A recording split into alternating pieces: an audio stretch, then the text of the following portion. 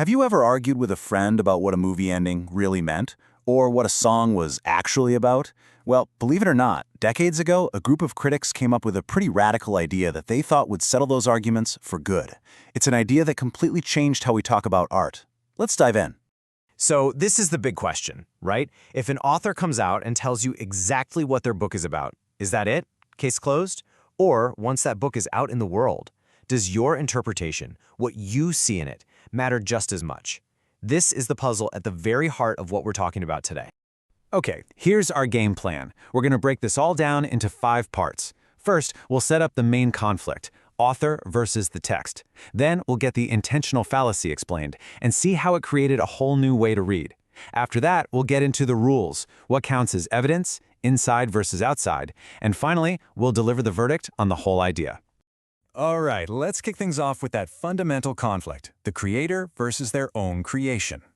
This is the core dilemma. I mean, think about it. Once an artist puts their work out there, it's not really just theirs anymore, is it? It becomes this public thing, a piece of our culture. So, who owns the meaning?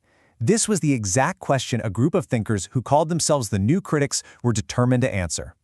And their solution was, well, it was a groundbreaking and honestly pretty controversial idea that they gave a very official-sounding name.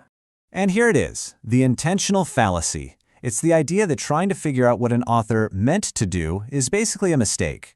A fallacy. They argued 2 things. First, that an author's true intention is impossible for us to ever really know.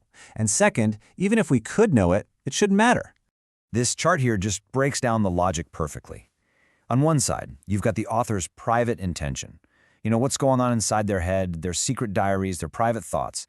It's totally inaccessible and, let's be honest, probably unreliable. But on the other side, you have the public text, the actual words on the page, the paint on the canvas. It's right there for all of us to see and to analyze. The New Critics basically said, let's stop guessing about the private stuff and focus only on the public stuff. So where on earth did this pretty radical idea come from? Let's get into the origin story. Well, for a long time, especially during the Romantic era in the 19th century, criticism was all about the author's genius, their biography, their feelings.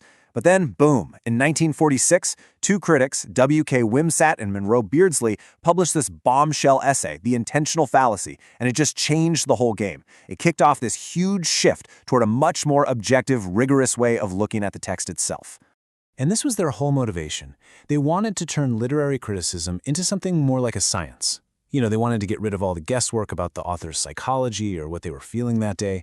Instead, they wanted to focus on the cold, hard evidence of the work itself. And this whole approach led them to create some very clear rules about what actually counts as evidence when you're analyzing a piece of art. They basically split all evidence into 2 camps. You've got internal evidence, which is everything inside the text. The words, the metaphors, the structure, the tone. This is the good stuff. This is the only evidence you're allowed to use. Then you've got external evidence. This is everything outside the text, the author's interviews, their biography, even a direct statement about what they intended. According to this theory, all of that is off-limits. You have to ignore it. And this quote on the slide is just the perfect illustration of this rule in action.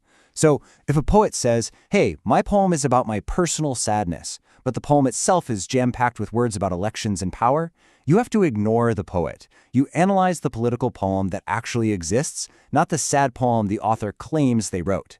In this game, the text always wins. So, what do we make of all this today? Let's take a look at its legacy and the debates it's been sparking ever since. Now, to really get what these guys were trying to do, you have to know about this theory's twin, the affective fallacy. So the intentional fallacy says meaning doesn't come from the author's head.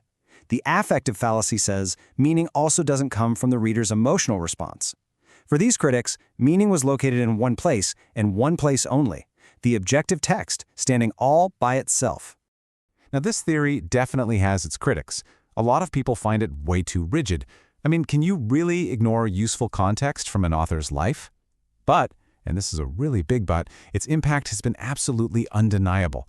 It's the reason that close reading, that super careful line-by-line analysis of a text, became a core skill that's taught in pretty much every literature class. It forced people to look at the art, not just the artist. And that's really the crucial takeaway here.